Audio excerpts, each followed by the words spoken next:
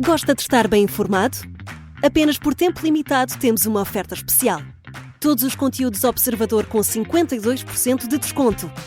Ler as notícias que importam, ao minuto, artigos de opinião sem restrições ou acesso antecipado aos Podcast Plus e muitos mais benefícios.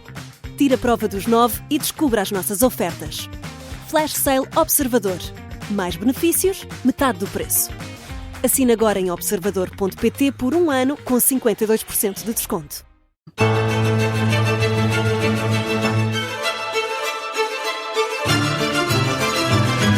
Quem vai na estrada nesta hora de ponta pode ficar descansado, tem sempre companhia no para-arranca aqui com o semáforo político, verde, amarelo, vermelho, que cores para os crimes que o Bloco de Esquerda pode ter cometido, nos despedimentos que têm suscitado polémica no partido e também que cores para o já designado Miguel Viterbo Dias Malagate. Temas sinalizados pela Judite França e hoje também com o Rui Pedro Antunes, editor de política do Observador. Rui, começamos por estas diferentes versões de André Ventura e do Presidente da Assembleia da República sobre as apreensões no Parlamento, no caso das malas alegadamente roubadas pelo deputado Miguel Arruda.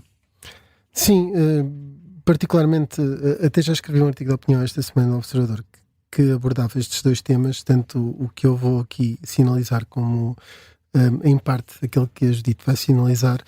Mas aqui a novidade relativamente ao momento em que escrevi esse artigo tem a ver com este novo posicionamento de André Ventura, que já não sabe muito bem o que há de fazer com este caso e talvez até injustamente já tem que responder muitas vezes por algo que ele já não pode fazer grande coisa.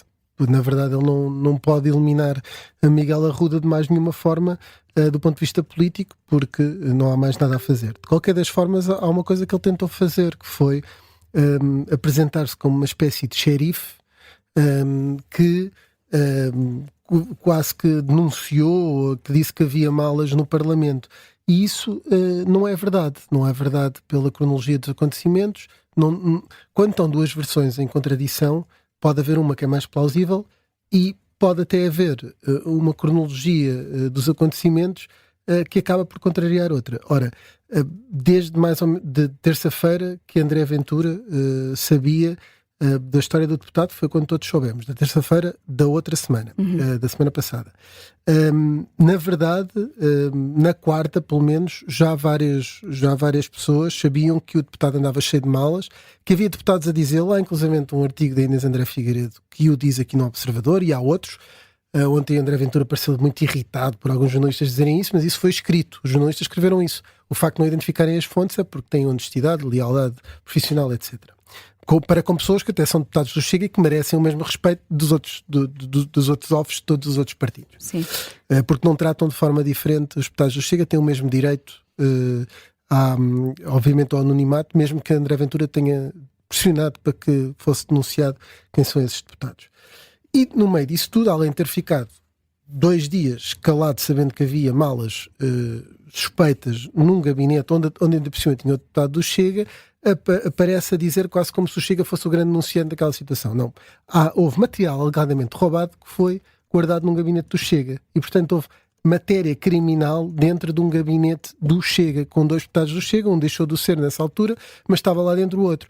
E o que houve foi um contacto informal, como nós contámos, na quinta-feira, 2 dias depois, com o gabinete do PAR. E depois houve um e-mail na segunda-feira, que também não apareceu ainda o e-mail em lado nenhum, e até há dúvidas que o mesmo tenha sido enviado, e portanto, não, a postura do Chega não foi de denunciar. Eu percebo que naquela altura, com o foco todo no Chega, estar a colocar mais achas para a fogueira e ser o próprio partido a denunciar que tinha lá malas ia ser mau naquele momento e tentaram de alguma forma adiar isso. Agora, perante essa situação, que até é compreensível, não sabendo se eram malas roubadas, se não era, tentar proteger o próprio partido, a própria bancada nessa altura, o que não é compreensível é que 4 ou 5 dias depois venha a apresentar como um homem que praticamente algemou Miguel Arruda e o foi levar. Isso não é verdade. Esse posicionamento de xerife de André Ventura não corresponde à realidade. Não foi isso que aconteceu. Não estou a dizer que o Chega tentou abafar o caso, o que também seria injusto dizê-lo, mas também não foi propriamente o mais diligente a partir do momento em que soube, não levava 2 dias para um contacto informal e 5 dias para enviar um e-mail que ninguém sabe onde é que está. Além disso, o Presidente da Assembleia da República, que não me parece ter razões para mentir nesta matéria, enfim, pode não estar a ser estritamente rigoroso, isso nunca quando há duas versões nunca saberemos, o que na verdade disse é que não era preciso nenhuma autorização do Chega, não foi a investigação e a apreensão que houve no Parlamento não foi motivada por nenhuma queixa do Chega e, portanto, ficamos a saber que simplesmente André Ventura não fez nada proativamente para a investigação, diz que autorizou a polícia a entrar no gabinete do Chega. Ora, a polícia não precisa de ser autorizada para ir apreender material alegadamente roubado, portanto, autorizou o que não necessitava de ser autorizado. Mais uma vez, é um fake xerife.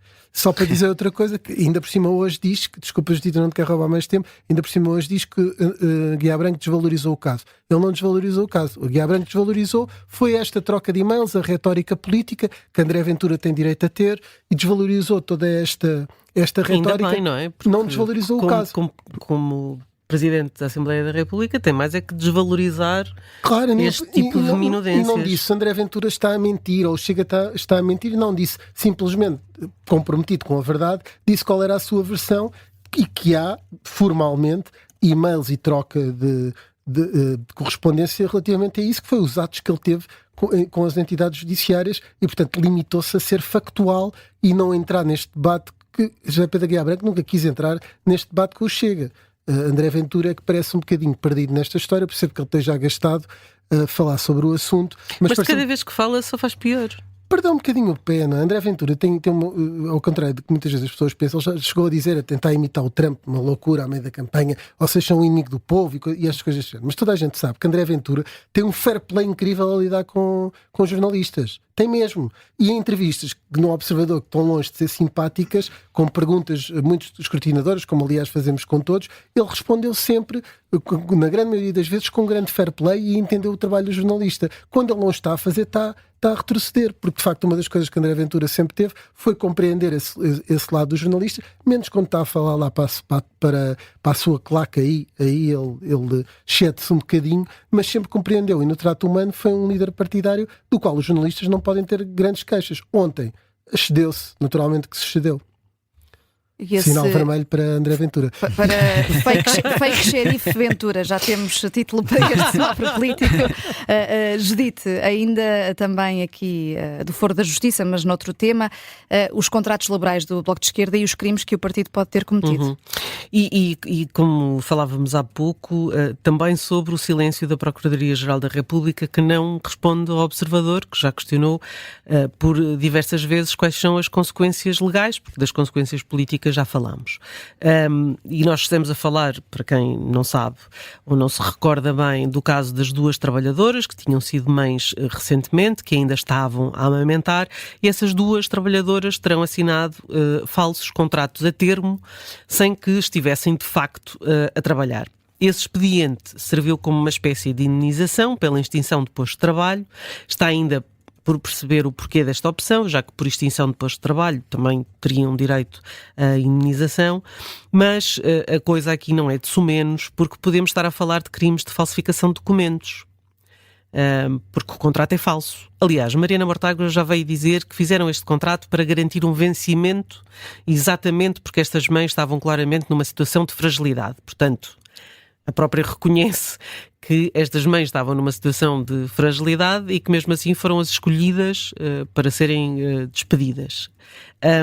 Mas das pessoas com que o Observador falou, Luís Rosa e o João Paulo Godinho, pode estar aqui também um caso de fraude à Segurança Social, que é ainda mais grave.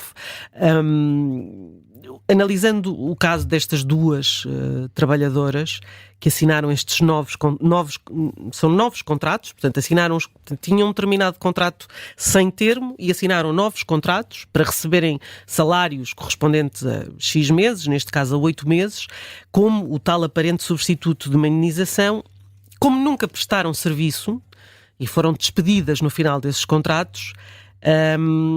Aqui não se aplicam as regras da indenização que poderiam ter se estivessem no quadro. Por exemplo, não terá sido tido em conta, como é evidente, porque são contratos a termo, a antiguidade dos funcionários. Contratos a termo que não correspondem à realidade. Portanto, aqui não só haverá um contrato falso e uma falsificação de documentos, como há a questão da segurança social, e aqui não parece fácil de perceber, mas é fácil de perceber, porque continuaram a ser sujeitas a descontos para a segurança social, e isso contribuiu para as suas futuras pensões, o que não teriam direito se não estivessem a trabalhar, e portanto isso pode constituir um crime de burla à segurança social. Feita esta nota, a questão é que o Observador questionou a Procuradoria-Geral da República, mais do que uma vez, sobre a eventual abertura do inquérito criminal. Até ao momento teve zero resposta. E, portanto, como compete ao Ministério Público abrir aqui o inquérito, é preciso apurar factos e é preciso uma resposta da Procuradoria-Geral da República e, portanto, até haver uma resposta, o semáforo é vermelho. Se não te importas dar uma segunda cor, agora davam verde. Tudo o que tu quiseres. Porque eu queria falar do Tribunal de Contas, que decidiu deixar a conta que tinha no Facebook e no X por considerar que violam a legislação nacional e europeia. São redes que já foram sancionadas por violação de direitos fundamentais, designadamente por incumprimento da legislação de proteção de dados, e, portanto, o Tribunal de Contas decidiu abandonar o X, porque considera que o X abandonou a verificação de dados, assim como o Facebook, o que resultou na proliferação do discurso de ódio e, portanto, deixa de utilizar estas redes e passa a usar o seu site institucional. Eu acho interessante que um organismo oficial não queira estar nestas plataformas e, por isso, dou um verde ao Tribunal de Contas. Como se não bastasse, soube-se há pouco que a Faculdade de Ciências da Universidade de Lisboa trocou o X pelo Blue Sky, não quer ter presença no X, enquanto a plataforma for um espaço de propaganda, desinformação e intolerância. E ainda esta semana a Agência Europeia do Medicamento tinha feito o mesmo, tinha passado o Twitter para o Blue Sky. Judite França sempre em cima do acontecimento, e desse sinal verde vamos passar diretamente para um vermelho ainda, rapidamente, Rui Pedro Antunes, para a Iniciativa Liberal. Porquê? Sim, não é bem para a Iniciativa Liberal, é mais para o líder da Iniciativa Liberal, o atual líder e candidato. Há dois candidatos à Iniciativa Liberal. O Observador convidou com bastante tempo os dois candidatos. O Rui Malheiro aceitou, foi devidamente escrutinado, não foi uma entrevista como candidato lhe tivesse corrido particularmente bem, longe disso, mas podemos dizer que deu o corpo às balas de papel. Veio aqui e pelo menos quis responder e quis esclarecer, ou tentar esclarecer as questões. Rui Rocha foi convidado e não quis vir ao Observador. Está tudo certo. Alegou uma questão de datas, nós demos um grande, em termos de calendário, a flexibilidade total, não é? Enfim, não dissemos que podemos entrevistar às 3 da manhã, mas se ele quiser vir ainda estamos disponíveis, mas demos total disponibilidade e no fim do dia há sempre essa justificação das agendas que não colhe. É preferível, tem todo o direito a não querer vir ao Observador, é preferível que diga não quero ir, não quero dar entrevistas, seja por que razão for, que são todas legítimas, mas este tipo de falta de coragem, mais que não seja, não para a entrevista, mas para dar uma resposta sincera, acho que não dignifica muito os líderes partidários, que devem tentar esclarecer, e uma plataforma privilegiada para esclarecer é dar entrevistas a jornalistas. O Observador tem muitos ouvintes que são militantes da Iniciativa Liberal, como tem dos outros partidos todos, sendo um órgão nacional que é muito ouvido e muito lido. Naturalmente que os militantes de todos os partidos ouvem muito ao Observador, inclusivamente os da Iniciativa Liberal. Rui Pedro Antunes e Judite França nesta edição do Semáforo Político na Tarde de Política. Está de regresso amanhã.